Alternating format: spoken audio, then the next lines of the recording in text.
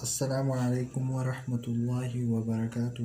Dhaggeeffattoota fi kabajamtoota keenya har'aan tanaa barumsa ajaa'ibaa, barumsa bareedaa, barumsa hedduu takka irras nama jedhuun qabadhee isiniif dhiyaadhe.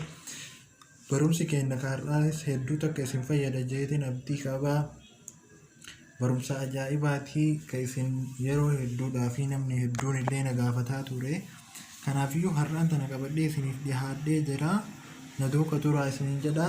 San dura osoo karaa barumsaa hin deemne dura warroonni YouTube keenya subscribe godhuudhaan maamila keenya taatanii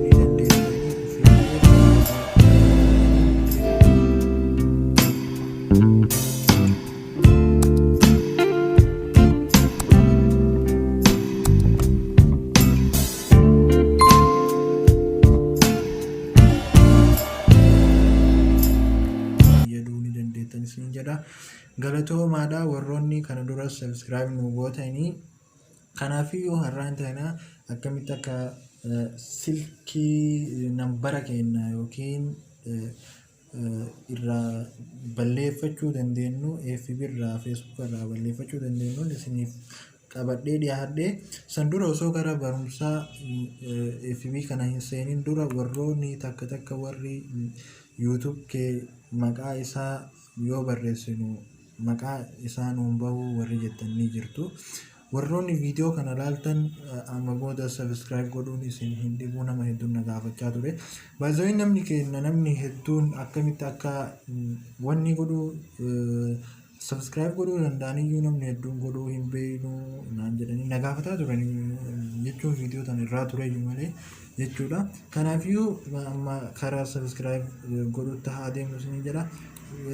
YouTube kee keessa eega seentee boota maqaa irra barreessan kan irratti dhaqxee ni barreessita maqaa isaa akka seeraa jechuudha. Abdii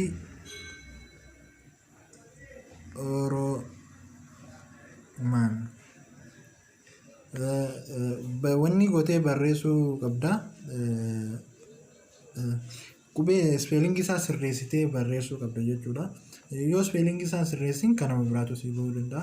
Namni hedduun kanama biraa fa'aa godhee natti suuraa faana kaasee na erguu ture. Warroonni akkasii hedduun jiraatuu ni malanii jeetii yaada. Kanaafiyyuu maqaa spellingii isaa yoo sirreessitee seeraan barreessee YouTube kiyyaa laatuus wanni si ta'a jechuudha. Dafeetumaan si baha. Kanaafiyyuu eegasii booda warroonni takka immoo akkanuma maqaa barreessanii warri maqaa nuu bahuu didee jedhanii jiru. Akkanuma barreeffamuu kana bichaa asirratti akkuma argitan kana barreessanii waan namaa bahu se'an akkasitti hin bahu. Seeraan sarchi gootee barbaachisuu qabda. Bootaan sarchi gootuunis silkii kee bootaa spellingii irraa barreeffame irraa barreessitu kana jala gooka jedhu yookiin waan akka uleetii fi yookiin waan akka sheerii godhuu FB irratti sheer godhaniin tu jira. Fakkeenyaaf asirra kinoo bootaa xiyya kana ni agartanii xiyya kana jala deemtanii ilaaluu dandeessanii. Asirratti kinoo asuma bira jira wanni hundi as jalatti argama. Asuma irratti kilik goota jechuudha. Sarchii ni barbaada. Maqaan kee yoo spelling isaa seeraan alaatu durarra si ba'a jechuudha. Kinoo ammallee durumarra bahee dhufe Abdii Oromaan jee bahee dhufe. Profaayilii isaas kinoo kana kinoo warri subscribe godhan daalacha ta'ee dhufa. Ammallee warri hedduun subscribe bichaa asumarra diimaa kana bichaa irra dhahanii dhiisuu ni jiru. Diimaa kana irratti dhooytee jechuudha. Diimaa kanarra kilik eega goote waan akka harmaa yookiin waan akka silkii takkatu duratti dhufa. Kanarra kilik gootee gootes barreeffama sadii si dhufa. Barreeffama sadiin kana keessa ol ka jedhu kan durarratti argamu kana ol ni agartan jeetii yaada. Ol ka jedhu kanarratti dhooytaa ol ka jedhu kanarra kilik eega goote amma viidiyoon nu dalaynee gadhiisnu jechuudha. Dafee atantamaan daqiiqaa poosti ta'e sanirratti sakandii keessatti sirra dhufa jechuudha. Achirraa laaltee tokkoffaa irratti laaltee itti fayyadamuu ni dandeetta isin jedha. Kanaafiyyuu akka subscribe gootanii maamila keenya taatan isin gaafannaa jechuudha. Galatoomaadha warri kana dura subscribe nu gootanii.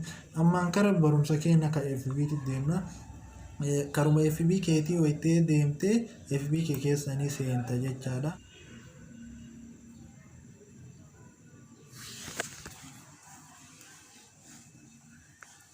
FB keessan jala eega seentanii akkanatti isin dhufa FB keessan jala eega seentanii jechuudha. Sarara sadiin kanarra ni seenta. Sarara sadiin kanarra eega seentee booda sarara sadii kanarra eega seentee booda akkana kilik irra goota jechuudha. See your profile ka jiru kanarratti eegasii booda illee kilik irra goota jechuudha. Eega irra gootee booda akkana sii dhufaa gad deemta. Jala kana gad deemtee kinoo see your about info ka jiru kana gattuu ixa jechuudha. Kilik irra goota ammas. Egaa abaawotii kee keessa seentee jala gabbuuta jala gad deemta kinoo akkanatti dhufa jechuudha. Akkana dhufa. Eega akkana dhufee booda edit ka jiru kana tuyita jechuudha. Edit ka jiru kana eega tuyite edit ka jiru kana eega tuyite akkana sii dhufaa jechuudha. Mobile phone kunoo mobile phone. Amma fakkeenyaaf kiyya waan hin mul'anneef waan namaa bahuu hin dandeenyeef waan an jalaa balleessee jiruuf qulfii irra jira. Keessan ammoo suuraa namaa qaba jechuudha. Qoraasanitti mul'isaan hojjetu turaadha. Kino suuraa namaa qaba. Suuraa namaatu irra jira bootaa kana jechuudha. Dura nambara dura foonii mobaayila keessanii irratti kino ni jira. Asirra kilik goota jechuudha. Eegas eega kilik gootee booda moor kajoo kana kino moor kajoo kana irratti dhoyita. Moor kajoo kana eega irra dhoyite ollimi ana bichaa jedha. Sibichatu argaa jechuudha. Sibichatu arga bootaa kanatti sibichatu arga. Namni biraa arguu hin danda'u yoo ati raayit irra goote bootaa kana irratti. Innuu qulfii ta'ee ba'a. Amma fakkeenyaaf mee ani irratti kilik haa godhu kino qulfii ta'ee bahee kaja. Eega moor kana gattuu ta'e akkasitti kaawwanni kajoo sibaa ollimii kajoona sibaa ollimii sana irratti eega kilik goote akkasitti si ollimii sana irra eega raayit goote jechuudha. Waan akka qulfii boodaati waan akka namaa sana irratti qulfii ta'a. Eegasii booda akkasitti kara jalaa gasiitee kun waan akka xiyyaa tana jalatti waan akka xiyyaa barreeffama giriinidhaan barreeffame kana san bira seef kajoo jira. Seef sana irratti seef gootaa jechuudha. Achi booda hin mul'atu nambarri kee. Share subscribe godhuu hin dagatinaa YouTube channel kenna nagaa karaa wanni itti isinoofa akkamitti akka mee fireendota kiyya kunniin nama fireendota kiyya baay'ee fireendota kiyya kana jala mee nama takka nama garuu hin beeku wallaahi nama jala jiru akkanumatti isinii baasuu deema akkanumatti mee eenyutu qaba jee nama yaadu mee nama hundaa haa mokkoro ima mokkora akkanuma carraa jechaadha. Carraa mokkoraa nambaranii qabamu kinoolaan argitee nambarri isaanii as jalatti bahaa jechuu kinoo nambara kana. Amma abbaan FB kana maaliif garuu dhiifama sorry kinoo alaatuu kinoo dhufee jira jechuu nambarri dhufee jira kinoo nambarri kinoolaan nambara ni argitaami. Amma kun maqaa nama biraati arguu jirtan maqaa kana damma daamuu jedha damma daamuu dafii balleeffadhu jalaa ishee maaliif garuu dhiifama sorry kinoo haaniyyee ta'arsii kajoo kanallee mee tuqee ilaala yoo qabaattee yookaan qabaachuu dandeetti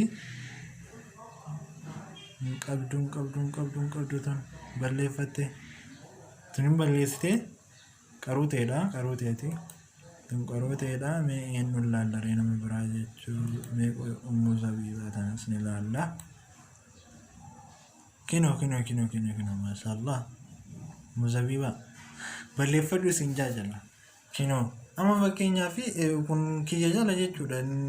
Wallaahi jalaa balleeffachuun dirqama namni asirrumaa fuudhee si bilbilee si dararaa si cinqaa kana irra akkanatti FB kee tottolfachee babbareeffachuu ni dandeetta.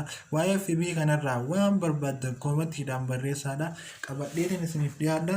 Koomentii bichaadhaan barreessuu hin dagatinaa isin jedha. Waan isin dhibe koomentii jalatti barreessuu hin dagatinaadha. Amma nama sadiin isin arge kanas ilaalaa hin jiru kuni. Nama hedduu FB kiyya kana fa'aa jala silaa deeme hedduu ni mul'ata ni baha jeetii yaada. Kanaafiyyuu koomentii jalatti waan FB kanarraa isin dhibe ammas warri paaswordii qayyarachuu hin dandeenye waa hedduu jira. Yoo ka isinitti dhibu taate koomentii jalatti barreessaadha, isiniif qabannee dhiyaanna. Kanumaan isinirraa goolabaa. Nagaatti turaa isiniin jedha. Warroonni YouTube keenya subscribe hin godhin subscribe godhuudhaan maamila keenya taatanii nu hordofuu ni dandeettanii, nullee qarqaartanii ofiillee bu'aa buufachuu hin dandeettan isiniin jedha. Kanaafiyyuu har'aan tana asumatti isinirraa goolabaa. Haga barumsa biraatiin walitti deebinutti nagaa keessa jiraadhaa isiniin jedha.